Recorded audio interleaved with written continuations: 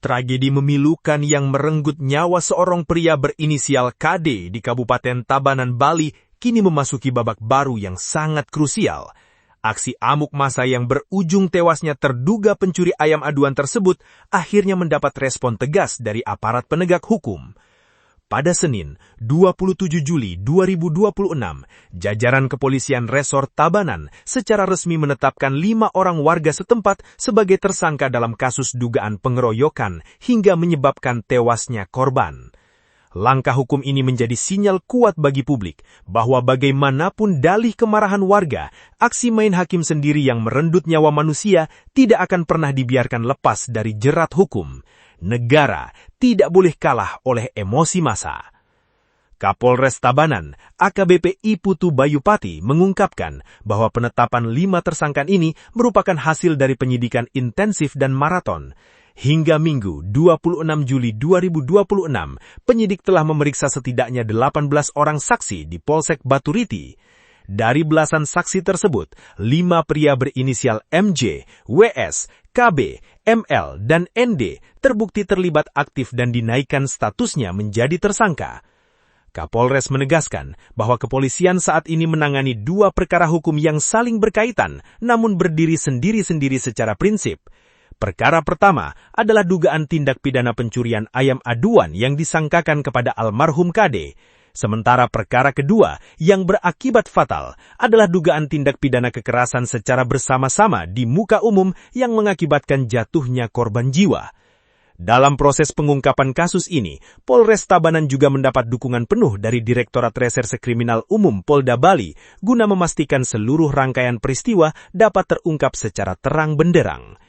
Penyidikan tak hanya mengandalkan keterangan saksi, tetapi juga diperkuat oleh deretan barang bukti yang disita penyidik dari lokasi kejadian di Banjar Dinas Juwuk Legi, Desa Batunya, Baturiti.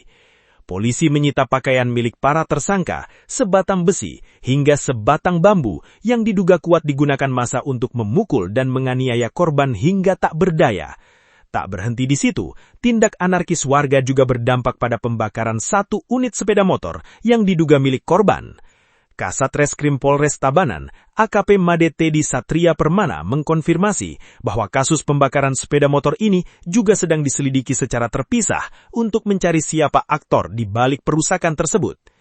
AKP Made Teddy menegaskan bahwa jumlah 5 tersangka ini masih sangat mungkin bertambah. Penyidik terus mendalami peran pihak-pihak lain yang berada di lokasi saat peristiwa berdarah itu terjadi. Apabila ditemukan alat bukti baru yang menguatkan keterlibatan warga lainnya, kepolisian tak akan ragu memproses hukum pelaku tambahan. Tindakan main hakim sendiri ini berkonsekuensi hukum sangat berat bagi para pelaku. Kelima tersangka yang telah ditahan kini dijerat dengan pasal berlapis tentang penganiayaan berat dan kekerasan bersama-sama yang mengakibatkan kematian. Para tersangka terancam hukuman kurungan penjara berkisar antara 5 tahun hingga 12 tahun penjara. Ini menjadi peringatan keras bagi siapa saja yang mengatasnamakan amarah warga untuk mengeksekusi vonis di jalanan.